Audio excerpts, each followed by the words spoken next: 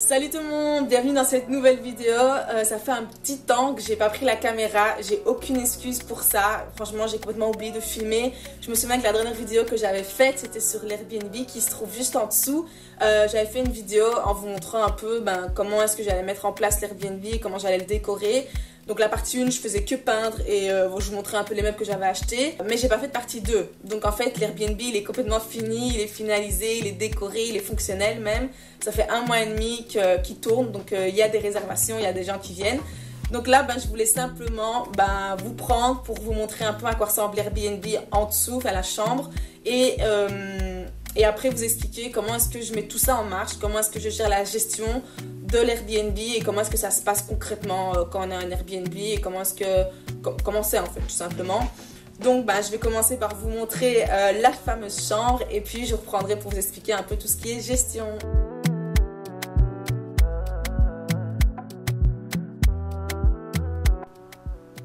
Alors, voilà comment se présente la chambre.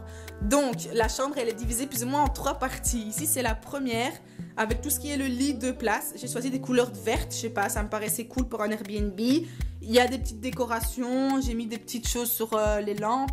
Ici, il y a une plante, c'est des vraies plantes. Il y a tout ce qui est lampes et multiprise pour que les gens, avec leur téléphone, ils puissent être à l'aise pour charger leur téléphone, leur ordi, enfin peu importe. La deuxième partie de la chambre, donc ici, il y a un tapis qui va relier la chambre, enfin le lit et tout ce qui est place assise. Il me semblait important qu'ils puissent quand même s'asseoir pour manger ou en tout cas pour être ailleurs qu'assis sur leur lit. Donc j'ai mis une table haute avec des tabourets. Franchement, c'est assez utile et souvent les gens, je pense qu'ils mangent là. Il y a une plante aussi, encore une fois. J'ai mis ici un tableau que j'ai eu en seconde main. Donc c'est un tableau de Leonardo da Vinci que j'adore. Franchement, il est assez cool. J'ai essayé de faire un peu simpliste. C'est dans mes goûts cette chambre, mais voilà, je trouve que ça peut passer partout. Après, c'est vous qui me le direz. Alors ici, ce que j'ai mis, en fait, j'ai mis en place c'est ce que je leur envoie quand ils arrivent. Donc un carnet de route, donc il est mis un peu comment se passe au niveau de la boîte à clés, les communs, j'explique un peu comment ça se passe, comment ils peuvent quitter, mes coordonnées, etc. Et il m'a semblé important d'aussi mettre un peu tout ce qui était ligne de bus, les commodités, tout ce qui est supermarché et les activités qu'on peut faire. Donc j'ai fait un petit truc en anglais et en français à chaque fois avec plein d'activités à faire à Liège qui sont assez chouettes. J'ai demandé à mes copines pour qu'on puisse compléter ça ensemble, pour que ce soit vraiment complet le plus possible. Et puis à la fin, il est mis aussi tout ce qui est pour faire du shopping. Et hop. Et la dernière page, c'est pour manger des petits coins un peu cool en fonction de ce qu'ils aiment faire. Donc des pokéballs, plutôt de la nourriture africaine, américaine, italienne. Donc voilà, j'ai fait ça aussi. C'est vraiment pour que les gens, quand ils viennent, ils puissent s'asseoir et trouver des activités à faire ou en tout cas avoir un petit carnet de route tout simplement. Ici, j'ai mis des bonbons. Les gens les utilisent de ouf. Je savais pas, mais ils mangent tout le temps les bonbons. Un petit point positif pour moi. Alors, cette partie-ci, c'est la partie rangement. Ici, il y a une plante. Et ici, j'ai mis quelques rangements. À chaque fois, il y a les essuies. Il y a des draps de rechange. Il y a du PQ pour repasser, pour se sécher les cheveux. Donc, vraiment tout ce qui est nécessaire. Ici, je range tout ce qui est les draps de rechange. Là, ils sont en train d'être lavés, mais en tout cas, je mets tout le temps tous les draps ici pour si jamais un jour ils ont envie de laver parce qu'ils ont un doute ou peu importe s'ils restent longtemps. Comme ça, ils ont de quoi faire et ils voient qu'ils peuvent changer. Et ici, c'est vide, donc ils peuvent vraiment choisir ce qu'ils mettent. Alors, ensuite, c'est la salle de bain. Donc, la salle de bain, j'ai pas changé grand-chose. Ici, il y a un petit meuble où je mets dedans tout ce qui est nettoyage. Et ici, il y a un grand meuble miroir. Et en fait, petit à petit, il se remplit, petit à petit. Tout ce qui est ici, ça y était. C'est moi qui ai mis, donc j'ai mis pour que ça sente bon. Du désinfectant, des fausses plantes parce qu'il n'y a pas beaucoup de lumière ici. Une bougie et du savon. Au niveau du dentifrice, c'est quelqu'un qui l'a laissé là, donc je le laisse. Pareil dans la douche, il y a un gel douche. Et en fait, quand les gens laissent des choses, je les laisse. Comme ça peut être réutilisé s'ils ont envie. Alors, au niveau de la machine à laver, ils peuvent l'utiliser. Mais il n'y a encore personne qui l'a utilisé. Même quand les gens sont restés plus ou moins 9 nuits, ils ne l'ont pas utilisé. Donc voilà. Et ici, c'est la douche, le gel douche qu'ils ont laissé. Et il y a un petit rideau de douche pour qu'ils aient leur intimité. Donc en gros, vraiment une douche basique. Mais donc voilà à quoi ressemble Airbnb. Alors, je vous reprends pour vous expliquer un peu tout ce qui est gestion de la chambre. Je vais essayer de vous expliquer ça étape par étape, comme ça tout est concret. Ce sera basé sur mon expérience. Donc voilà, j'ai 1 mois et demi d'expérience sur les réservations, sur des gens qui viennent, etc., dormir dans la chambre. C'est pas énorme, mais je trouve que c'est assez pour vous dire un peu comment je me sens vis-à-vis de ça. Tout simplement, on va commencer par le début. Alors la première étape, ça a été de publier une annonce, donc de publier la chambre sur diverses plateformes. Moi ici j'utilise Airbnb, Booking. Il faut savoir que Booking c'est l'application Pulse pour tout ce qui est partenaire. Oui, j'ai bavé de ouf. Et Airbnb, tout simplement c'est la même application que quand on veut voyager. Alors comment est-ce que ça se passe? Donc moi j'ai commencé par faire des photos de la chambre. Et puis sur chaque application, j'ai été dans devenir hôte ou devenir partenaire, enfin peu importe. C'est assez intuitif. Vous suivez chaque étape. Donc chaque étape, ça va vous demander quelque chose. Par exemple, mettez votre chambre, expliquez toutes les pièces. Est-ce qu'il y a un sèche-cheveux? Est-ce qu'il y a un séchoir? Est-ce qu'il y a une machine à laver? Est-ce qu'il y a le petit déjeuner y compris? Des choses comme ça. Donc il suffit juste de répondre aux questions, mettre oui, non, etc. Alors après, il faut choisir un nom. Moi j'ai choisi chambre cosy au centre de Liège, je pense, et mettre un petit descriptif. Alors pour le descriptif, je pense que vous pouvez faire comme vous voulez, soit court, soit long. Franchement, je pense pas qu'il y ait des normes pour ça. Moi, j'ai trouvé important de me présenter parce que c'est chez l'habitant, c'est chez moi. Et en plus de ça, j'ai expliqué tout ce qui était partie commune, partie privée. Donc tout ça est bien expliqué. Parce que je voulais pas qu'il y ait de malentendus. Par exemple, je sais que sur les photos, on pourrait croire que c'est une chambre individuelle, que c'est par exemple un hôtel ou des choses comme ça. Sauf que pas du tout, c'est chez moi, c'est dans mon rez-de-chaussée. Donc je trouvais ça important de le mentionner. Donc tout ça, c'est encore modifiable par après. Donc il n'y a pas de panique à avoir. On peut le modifier tous les jours quand on veut, etc. Moi, je sais que le jour où je l'ai publié, j'ai demandé à tous mes potes de regarder s'ils voyaient la chambre dans les applications. J'étais trop excitée et tout. Et en fait, personne ne la voyait. Donc, je me suis dit, mais c'est quoi ce truc? Il y a personne qui voit ma chambre, il y a un souci. Enfin, je comprenais vraiment pas pourquoi est-ce que ma chambre n'était pas visible. Et en fait, tout simplement, il faut attendre 24 heures, voire 48 heures pour qu'elle soit publiée. Alors, une fois que tout est bien mis en place, ce qu'il faut faire, c'est choisir ses tarifs. Moi, tout simplement, j'ai fait une étude du marché. En gros, j'ai regardé dans les deux applications, chambre chez l'habitant, combien est-ce que ça valait sur Liège. Et puis, j'ai regardé un peu les différences que j'avais avec ces gens-là. Moi, la grosse différence que j'ai vue, c'est que j'ai une chambre chez l'habitant, mais j'ai une salle de bain privative. Donc en fait, la salle de bain, elle est accessible que par cette chambre-là. Donc moi, j'y vais jamais. Et ça, c'est un petit plus. Souvent, les chambres chez l'habitant, c'est salle de bain commune, partagée avec les gens. Donc simplement, j'ai regardé le tarif le plus haut pour chambre chez l'habitant. J'ai rajouté 6-7 euros pour dire que j'ai une salle de bain privative. Et j'ai l'impression que ça fonctionne bien parce que pour le moment, il y a tout qui roule, j'ai des réservations. Et puis tout ça, on peut évaluer en fait tout le temps le marché. Et on peut modifier à chaque fois. Donc franchement, pour le moment, je laisse comme ça. Et puis si besoin, je modifierai. Au niveau des tarifs, les deux applications proposent des réductions. Donc en fait, on peut choisir, par exemple, si quelqu'un réserve pour X jours, on peut mettre une réduction. Pour le week-end, on peut mettre une réduction. Ou alors voilà, on peut vraiment gérer comme on veut les tarifs. Une fois que tout est bien mis en place, l'annonce, les tarifs, etc., il gère plus qu'à gérer. Le plus gros point en fait de la gestion, c'est le calendrier. Donc c'est la troisième étape. En gros, les deux applications, ils proposent un calendrier. Par exemple, on va voir tout le mois de janvier et on peut vraiment gérer chaque jour comme on veut. Donc quand on clique sur un jour ou on peut sélectionner plusieurs jours, on peut choisir s'il est libre ou non. On peut choisir le tarif qu'on veut mettre. Donc en fait, il y a un tarif de base, celui qu'on a choisi qui va être mis sur tout le calendrier. Et puis on peut choisir, nous, s'il y a un jour où on veut mettre un peu plus cher, on peut le mettre un peu plus cher. Par exemple, moi, je sais qu'à Noël, je voulais personne ici, mais en même temps, je savais que j'allais être ailleurs, j'allais être dans la famille. Et donc, je me suis dit, au cas où, on ne sait jamais sur un malentendu, j'ai doublé le prix. Et si jamais il y avait une réservation, c'est que la personne l'avait bien mérité. Et moi, ça m'aurait fait moins chier, entre guillemets, d'avoir quelqu'un ici le jour de Noël. Parce qu'il allait payer le double. Ça n'a pas fonctionné. Mais voilà, on peut vraiment changer des choses comme ça. Je sais qu'il y a des gens qui vont changer en fonction de quand c'est les périodes de vacances. Quand est-ce qu'il y a le plus de personnes qui vont réserver, moins de personnes qui vont réserver. Donc, on peut vraiment jouer avec ça. Moi, j'ai le tarif de base. Et le jour où je veux personne, mais que je me dis, pourquoi pas, je fais x2 en fait. Mais bon, ça fonctionne pas trop. Il faut vraiment gérer les deux calendriers en même temps parce qu'une fois qu'on a une réservation sur Booking, il faut vraiment mettre sur Airbnb qu'on n'a plus de place pour ce jour-là et on peut vraiment gérer comme on veut. Donc si un jour on veut personne, on met juste que c'est bloqué en fait, que ce n'est pas libre. Comme ça on peut gérer, si moi par exemple je sais que les week-ends j'aime bien être seule à la maison, je bloque tous mes week-ends et je suis tranquille. Au niveau aussi de la longévité des réservations, on peut choisir si on veut qu'une personne vienne 9 jours ou si une personne vient 3 jours maximum. Tout ça se fait via les applications, c'est assez intuitif. Et aussi, si par exemple, moi, je sais qu'en décembre, quand je l'ai mis en application, j'ai reçu un jour une réservation pour août. Je me suis dit, mais je sais pas où je serai en août. Je savais pas du tout ce que j'allais faire en août. La réservation est toujours là, je m'arrangerai pour que tout se passe bien.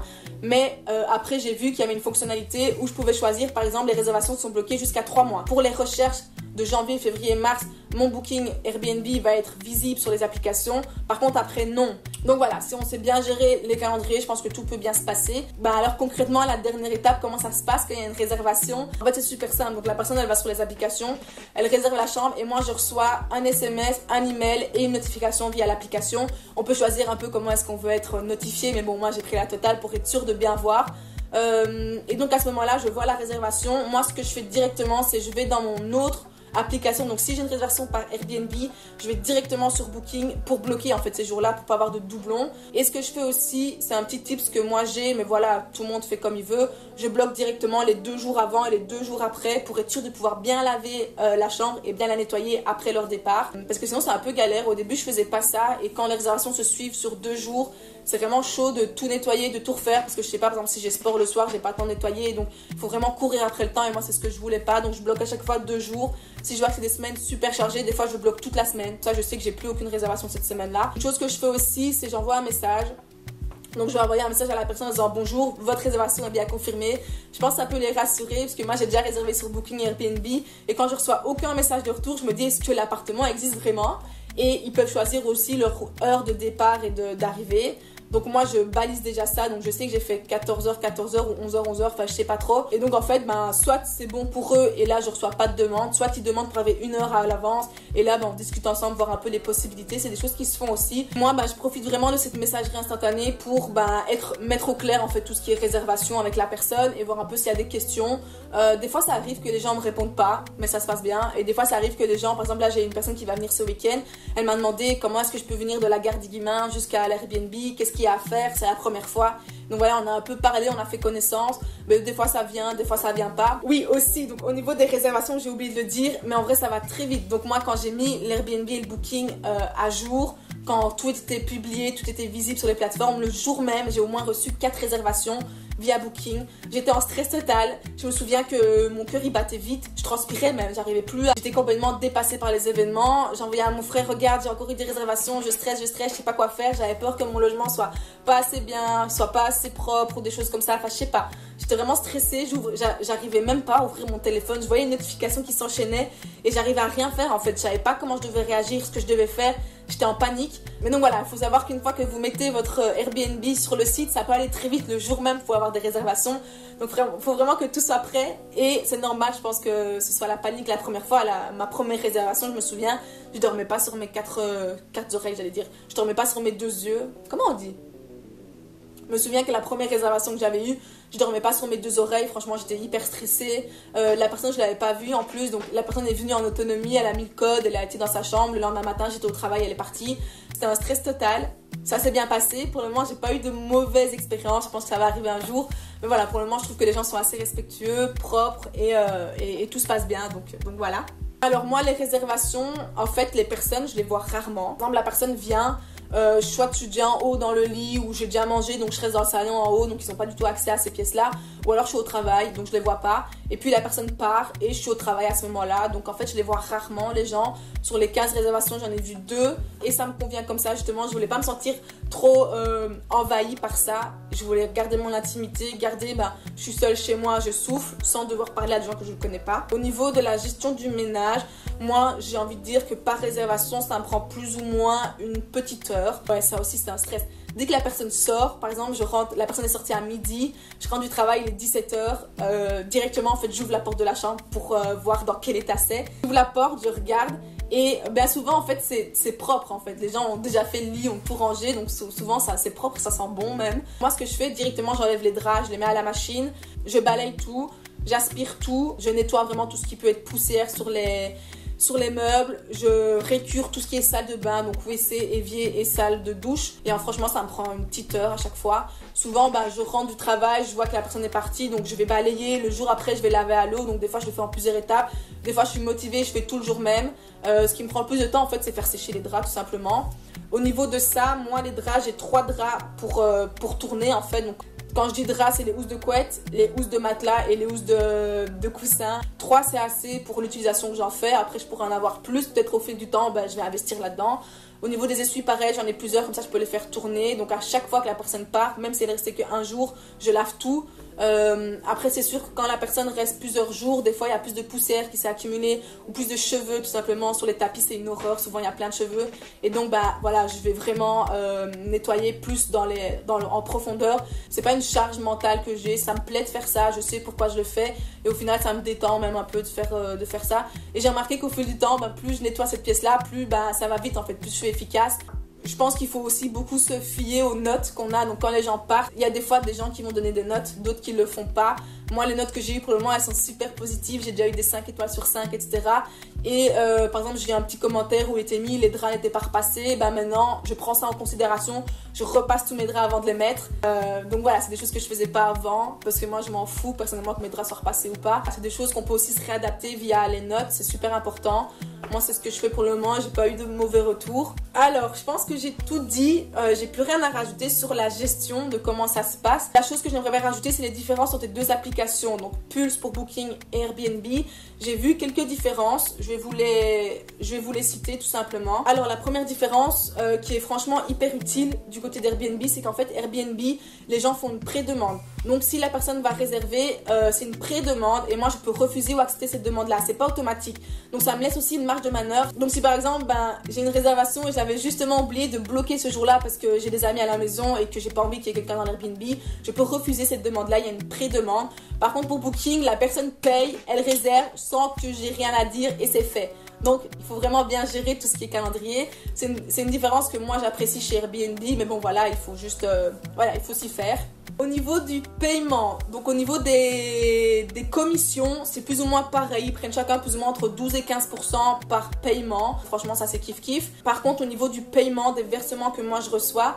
Booking va me payer tous les vendredis de chaque semaine. Donc par exemple, si j'ai une réservation qui s'est finie le mardi de la semaine, le vendredi, je suis sûre et c'est net que je serai payée. Si la réservation a commencé le vendredi mais se finit le samedi, je serai payée le vendredi d'après. Donc chaque semaine, je suis payée par Booking.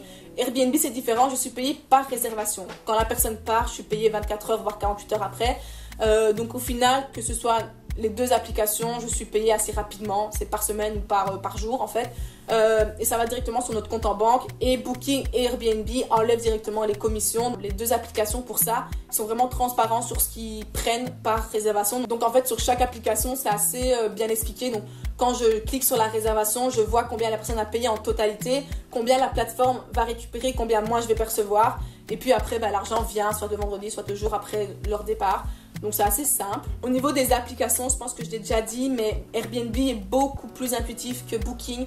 Booking c'est via Pulse et en fait j'ai l'impression que cette application vient directement du site web et qu'ils n'ont pas mis en application. On dirait vraiment que j'ai besoin d'une petite souris pour guider tout ce qui est application sur téléphone. Par exemple sur les deux applications, je fais la gestion du calendrier sur l'application mobile. Par contre, quand c'est gestion, je vais aller voir mes factures, ma comptabilité, je vais directement sur le site pour Booking parce qu'en fait, c'est beaucoup plus intuitif. Airbnb, tout est bien en fait. L'application, elle est hyper complète et hyper intuitive. Donc, j'ai une petite préférence pour Airbnb, mais les deux sont quand même faciles à utiliser. Alors, j'ai eu à contacter Booking parce que, par exemple, cette semaine-ci, j'avais une réservation. J'ai eu Corona et donc, je peux pas faire venir la personne ici. Je trouvais pas comment annuler moi-même la réservation. Donc, j'ai annoncé à la personne que j'avais Corona, donc je pouvais pas l'accueillir le lendemain. La personne a annulé et donc, en fait, pour qu'elle soit remboursée, j'ai envoyé un petit mail à Booking et Booking m'a expliqué comment faire directement. Et donc, voilà, tout s'est bien arrangé. La personne est remboursée totalement. En tout cas, Booking est hyper réactif par email. Au niveau d'Airbnb, j'ai jamais eu à les contacter, mais je pense qu'ils seront aussi réactifs. En tout cas, pour ça, je me sens pas délaissée et j'ai l'impression qu'ils sont vraiment réactifs pour moi et c'est hyper important. Après, quand il y a des litiges, j'ai jamais eu affaire à ça. J'espère, je touche du doigt que j'aurai jamais affaire à ça. Mais je sais pas comment ça se passe, sincèrement. C'est des questions que je me pose. Mais en tout cas, moi, j'ai eu un problème pour moi rembourser quelqu'un et ça a été fait directement. Donc voilà. Alors, la dernière chose que je peux ajouter en fonction de mon expérience, donc j'avais directement mis sur les deux plateformes. Booking, ça a été extrêmement vite le jour même, j'avais déjà 4 réservations et puis en fait ça s'enchaîne extrêmement rapidement. Par contre Airbnb, je sais pas pourquoi, le premier mois ça a mis du temps à fonctionner et puis maintenant je commence à avoir des réservations. J'en ai 4 par Airbnb et peut-être une grosse dizaine par Booking. Je pense que je vous ai tout dit, j'espère que vous n'aurez pas d'autres questions ou en tout cas ça aura pu vous éclaircir sur comment fonctionne un Airbnb. En tout cas, n'hésitez vraiment pas à mettre des commentaires si jamais vous avez d'autres questions ou des choses comme ça ou alors tout simplement sur Instagram aussi, je suis joignable. Si je pouvais conclure cette vidéo, c'est vraiment vous dire que pour moi c'est une expérience positive, c'est un projet que j'ai envie de mener à bien et que je vais continuer à mener à bien. C'est pas une source de gros stress. Donc voilà, pour moi, c'est vraiment quelque chose où si vous avez envie de le faire, lancez-vous. Pas tête baissée, mais en tout cas en connaissance de cause. Et je trouve que c'est un projet qui est valorisant parce que j'ai tout fait de A à Z. J'ai mis ça en place toute seule, décorer la pièce et puis gérer son calendrier. Je trouve que c'est des choses qui sont quand même accessibles à tout le monde. Et dans mon cas, c'est vraiment valorisant. Rien que voir les commentaires quand les gens partent, c'est hyper valorisant. C'est un projet qu'on peut mener bien tout seul. Et en plus financièrement, ça rapporte de l'argent. Hein. Moi, je l'ai fait aussi pour ça, je vais pas vous mentir. J'ai que 1 mois et demi d'expérience, c'est pas énorme, mais en tout cas, ça m'a permis d'avoir une petite routine par rapport à ça et de vous dire que du positif parce que je vois pas vraiment de négatif pour le moment en tout cas. Et donc, je vais conclure la vidéo sur ça. Je vous souhaite à tous une joyeuse année 2022, pleine de projets, de réussite et tout simplement d'épanouissement, peu importe ce que vous avez envie de faire dans la vie. J'espère qu'en tout cas cette année, elle sera moins lourde au niveau charge mentale avec le corona, etc. Mais bon, ça, je sais pas.